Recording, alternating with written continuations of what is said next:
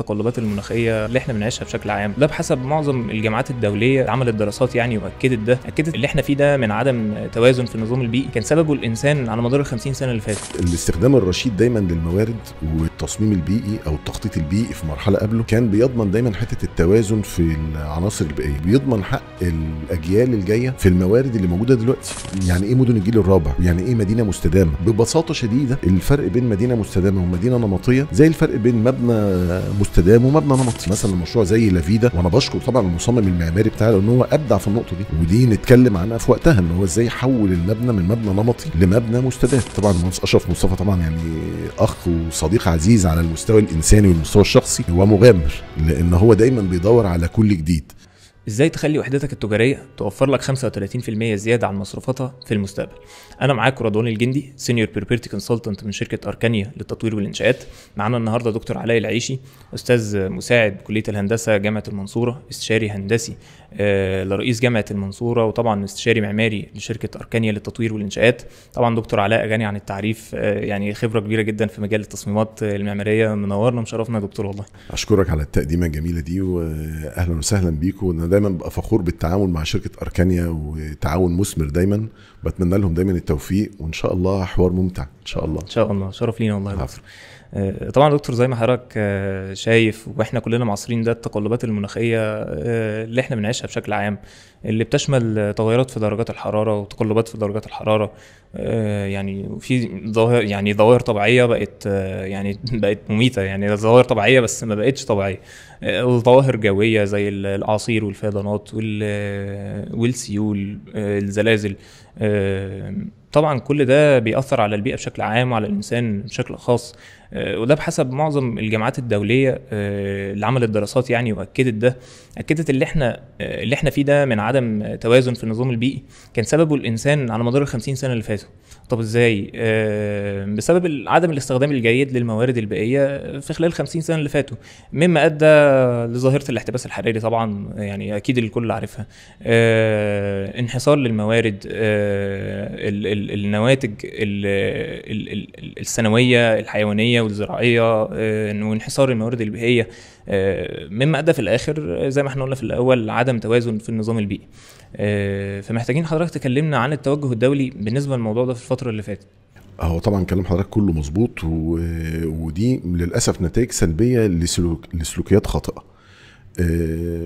اكيد الاستخدام الرشيد دايما للموارد والتصميم البيئي او التخطيط البيئي في مرحله قبله كان بيضمن دايما حته التوازن في العناصر البيئيه، وبيضمن حق الاجيال الجايه في الموارد اللي موجوده دلوقتي، لانه طبعا مش من حق جيل ان هو يستنفذ او يستنزف موارد المفروض انها من حق اجيال جايه.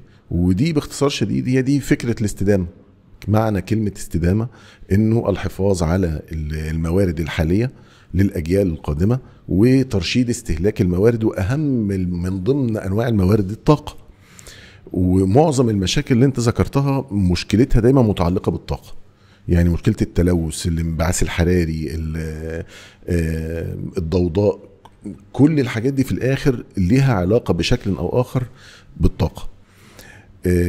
طبعا الدول بدأت تاخد بالها من الكلام ده لما بدأ يبقى الموضوع له مردود اقتصادي، لانه بالتاكيد ما هو زياده الامراض والتلوث اكيد هيبقى ليه فاتوره صحيه، وزياده في الانفاق على المستشفيات والتامين الصحي وخلافه. التلوث عايز اجراءات للحد من التلوث، زياده استهلاك الطاقه عايز موارد اكتر لبناء محطات كهرباء ومحطات طاقه وخلافه، مصروفات اكتر وعبء، وبالتالي هو في الاخر رقم كبير بيتحط على ميزانيات الدول. فلما الموضوع وصل للمشكله دي بدات الدول تدور سبب المشكله ايه، وازاي بقى خلاص نبدا نحد من المشكله دي. فبدا يظهر فعلا على السطح مفهوم التخطيط المستدام والتصميم المستدام والتصميم الصديق للبيئه، ويتحول من مجرد رفاهيه او موضوع من موضوعات البحث العلمي وحوارات الصالونات، بدا يتحول لضروره. ان لم يكن المشروع مستدام فهو في نقطه قصور. ولما الموضوع اتنقل بقى للمشروعات فبدأ يبقى يمس كل الأطراف بتاعة المشروعات، ابتداء من الدولة، المطور العقاري، المستهلك، والمصمم، المسوق. كل الناس دي لازم يبقى عندها تغير في الرؤية عشان تبقى فاهمة يعني ايه فكر مستدام. المطور العقاري اكيد لازم تفكيره يتغير، لانه هو بيحسب دراسه جدوى. الاول كان دراسه الجدوى بالنسبه له عباره عن مجموعه ارقام بسيطه، قيمه ارض، قيمه انشاءات، قيمه بيعيه، والفرق بين الاثنين هو الربح بتاعه. النهارده دخل في المعادله رقم جديد اللي هو الاستهلاك المستمر.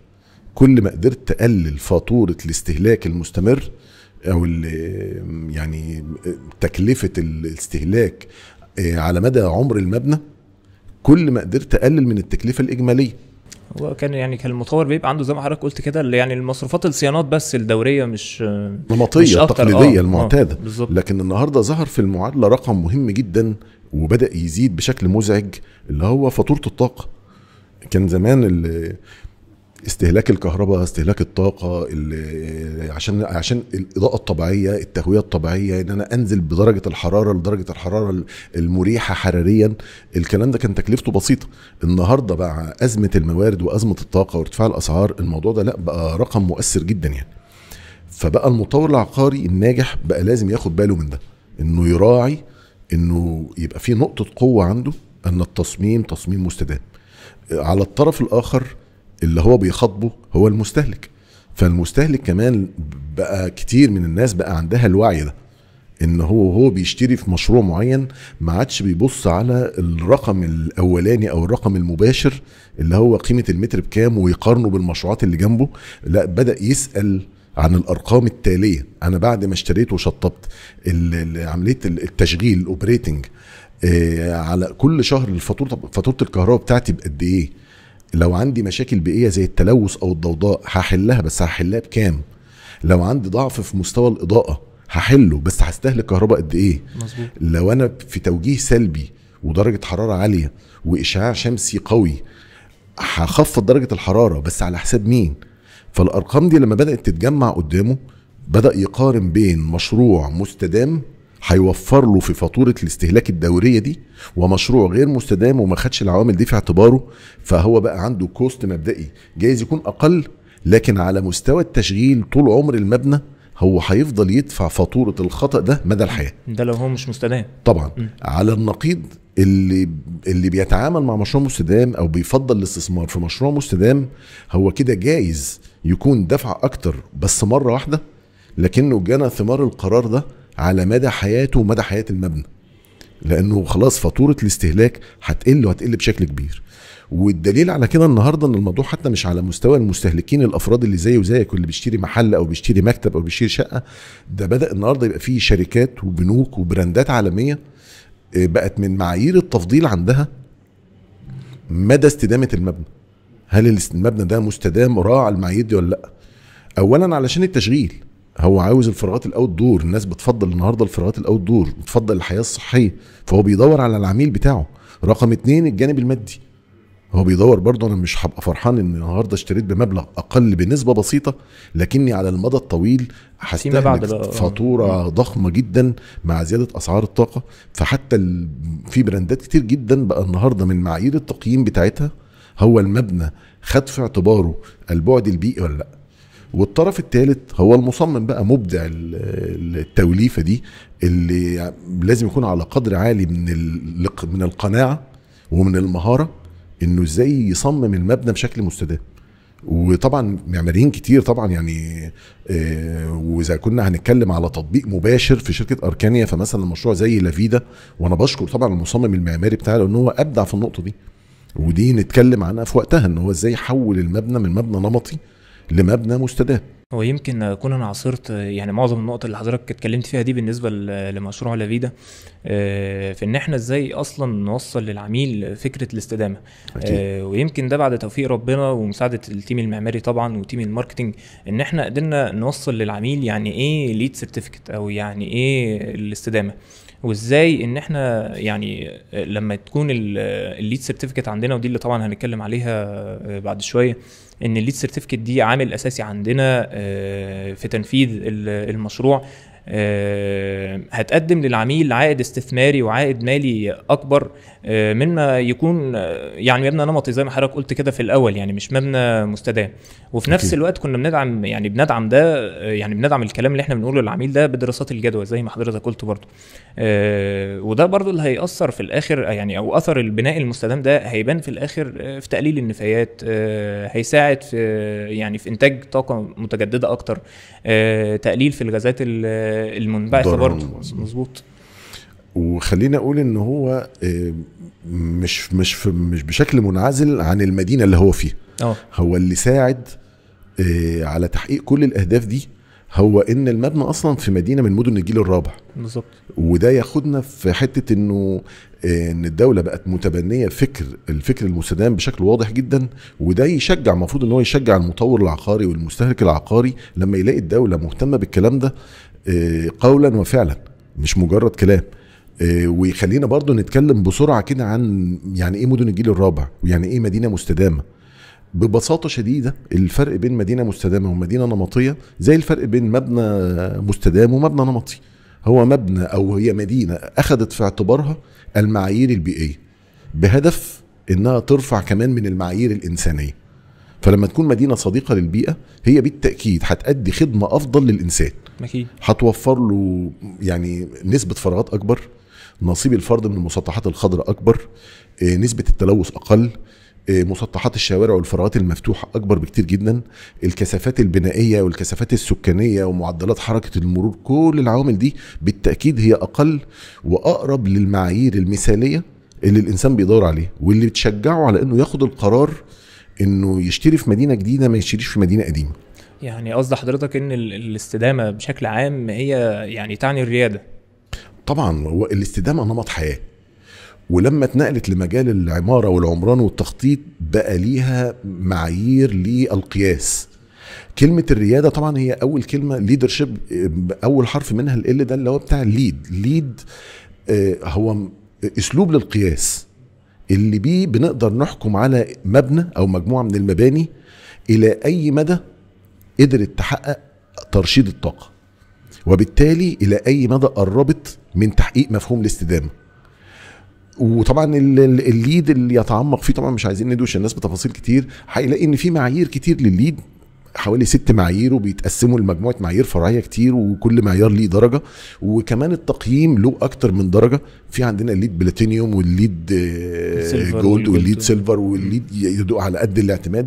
وده انجاز، يعني المبنى كون ان المبنى يكون بس معتمد ليد ده انجاز، ان المبنى يكون ليد سيلفر ده كويس جدا، ان المبنى يكون ليد بلاتينيوم دي حاجه قياسيه يعني. بس عاوزين نقول ان ما نفصلش الاثنين عن بعض. بمعنى ايه؟ انه مدينه بفكر مستدام بتدعم بالتاكيد وبتساعد المصمم انه يصمم مبنى مستدام، لانها وفرت له واجهات كبيره، نسبه بنائيه اقل، ارتفاعات محدوده، تهويه طبيعيه، اضاءه طبيعيه، إمكانية للتحكم في الإشعاع الشمسي بشكل كبير، غير المنافسة المعمارية. وبالتالي هم الاثنين بيكملوا هو نفس الفكر، بس في على مستوى المدينة وفي على مستوى المبنى. وعاوز أقول لك كمان إن ممكن نخش كمان على مستوى الأساس والفرش والتفاصيل الصغيرة. كل الكلام ده النهاردة بقى له جانب مستدام. الخامات حتى المستخدمه في البناء، سواء الاسمنت او غيره، او حتى التكييفات وكل الكلام ده، والغازات حتى المنبعثه منه، هم كلهم بيبصوا. يعني حضرتك اكيد برضه عارف حاجه زي كده، ان هم يعني هم كليد، يعني عشان يبقى المكان معتمد اكيد بيبصوا على كل يعني من اصغر حاجه في المشروع، يعني حتى التصميم، حتى يعني زي ما حضرتك قلت لحد الخامات المستخدمه، لحد التنفيذ النهائي هيبقى عامل ازاي. أكيد. يمكن يعني من العوامل الأساسية، يمكن أهمهم طبعا بعد توفيق ربنا، كان اللوكيشن بتاع مشروع لافيدا. اللوكيشن بتاع مشروع لافيدا هو لوكيشن محوري سهل الوصول إليه، يعني مش مخنوق زي ما بيقولوا كده. هو موقع رائع بصراحة. يعني هو 21,000 متر في منطقة خدمات مركزية. لو جينا نشوف الواجهة الشرقية للمشروع، فهو مدخل رئيسي للمرحلة الثانية، طريق عرضه 60 متر، ومدخل رئيسي برضو لجامعه المنصوره الجديده. الواجهه الغربيه للمشروع طريق عرض 40 متر ومدخل رئيسي برضو للمرحله الاولى. الحد البحري مشاية 20 متر. الواجهه القبليه للمشروع مشاية 20 متر برضو، وباركنج 10000 متر. غير كمان ان المساحات الخضراء واللاندسكيب بتشغل اكتر من 50% من المشروع، مساحه المبنى بالظبط. وده اللي يوفر برضو زي ما حضرتك قلت في البدايه ان في رقعه خضراء لكل مستهلك، يعني ما جتش على حق الراجل ده كبير. طبعا. وده بصراحه اللي يخلينا لازم يعني ايه نبعت تحيه شكر وتقدير للمصمم المعماري. طبعا هو زميل عزيز واشكره جدا ان هو قدر يحقق الكلام ده بمعادله في منتهى البساطه، وان هو يدمج الكتله والفراغ في منظومه مبدعه، وانه يحول المشروع من الشكل النمطي التقليدي للمولات اللي هي الصندوق المقفول بالفراغ الداخلي المقفول للمشروع التفاعلي الفراغات الاوت اريا اللي الناس بتفضلها، وان هو يعمل حياه بشكل غير نمطي تماما. ورسالة شكر تانية بقى كمان للشركة، ان الجرأة في اتخاذ القرار لتصميم مبنى بالحجم ده بالشكل ده، وانه ما يقلقش انه يضحي بمساحات ويفتح مساحات خضراء ومساحات مفتوحة. لكن انا متفائل بانه ده هيجني ثماره، لان هي الناس كمان يعني تفاعلت مع القرار ده كويس جدا، وبقت الناس فعلا بتفضل الفراغات الاوت اريا او الاوت دور عن الفراغات المقفولة. وده اللي الناس شايفاه بره مصر وشايفاه جوه مصر في القاهره وفي مولات كتير جدا، وان الجانب البيئي والتفاعل مع الفراغات والربط بين البره وجوه بقى عنصر مهم جدا في تقييم الفراغات سواء فراغات تجاريه او اداريه.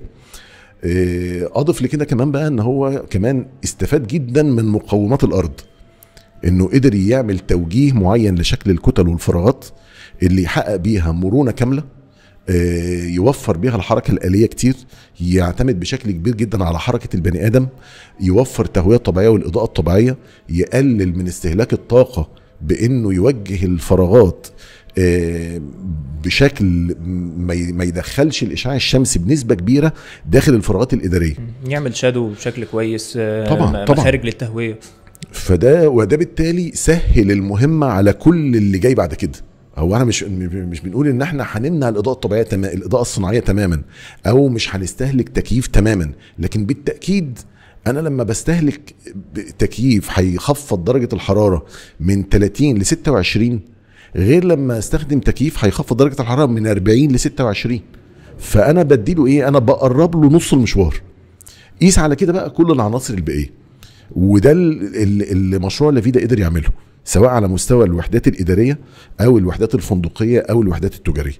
وده اللي بيستحق فعلا رسالة شكر لكل المستويات بقى، من أول إدارة الشركة طبعا المهندس أشرف مصطفى، طبعا يعني أخ وصديق عزيز على المستوى الإنساني والمستوى الشخصي، ومغامر لأن هو دايما بيدور على كل جديد، وما بيقلقش من المغامرة وانه يجرب حاجة جديدة، وان شاء الله يعني يجني ثمار الكلام ده في المشروع ده وفي غيره.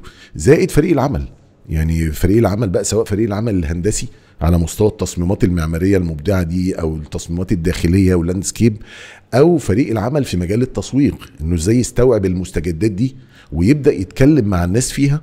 ولولا ان فريق العمل مقتنع بالكلام ده ما كانش هيقدر يقنع العملاء، خاصة برضو. بس اللي ساعد فيه برضو ان احنا العملاء بتوع اركانيا على مستوى معين من الثقافة اللي هم فاهمين الكلام ده ولو بشكل مبدئي، لكن فعلا فريق التسويق قدر يكمل الصورة للناس ويقنع العميل بانه ان القيمة مش القيمة بتاعت اللحظة دي، القيمة هي قيمة اللحظة دي مضاف ليها قيمة تكاليف التشغيل اللي لو قدرت اوفر فيها فانا هفضل اوفر طول العمر. مش انت دفعت اكس هتاخد قدامه اكس ونص، مش دفعت دلوقتي فلوس هتاخد قدامها قد حاجه كده دلوقتي وخلاص، لا هو يعني بيبص لبعد كده حتى عشان تكاليف التشغيل بعد كده زي ما اتكلمنا بقى في الاول. اكيد وده سواء هو اند يوزر، سواء هو مالك وهيستخدم الوحده الاداريه او التجاريه دي، او مستثمر، وهيبقى ده في الاخر هينعكس على قيمه ايجاريه. ما هو انا لما اكون برضو انا هدفي من الموضوع ان انا كمستثمر هقتني وحده اداريه او تجاريه بهدف الاستثمار والايجار، فالمستاجر اللي هو الاند يوزر يهمه قوي ان هو يسال لو لقى عندي الوحده الاداريه دي موفره للطاقه وبتوفر له الاضاءه الطبيعيه والتهويه الطبيعيه وفاتوره الاستهلاك بتاعه الطاقه اقل، وبالتالي هو هيتعامل معايا.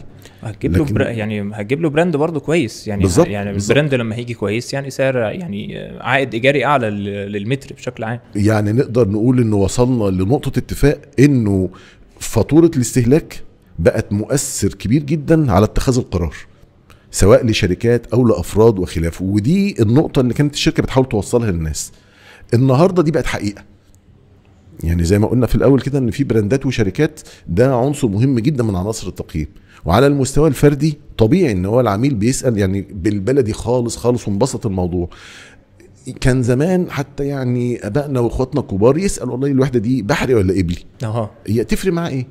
بس هو عارف بالفطره كده ان الوحده البحري دي تهويه طبيعيه، فاذا كان بدل ما هيستخدم المروحه ولا التكييف مثلا لمده 6 ساعات يبقوا ساعتين بس، او ده فاهم الاستدامه بس بالشكل البسيط ده، مش بالشكل المعقد بشكل مبدئي يعني على الاقل. لكن يعني هو ما ينطبق على السؤال البسيط ده ينطبق على باقي الاسئله.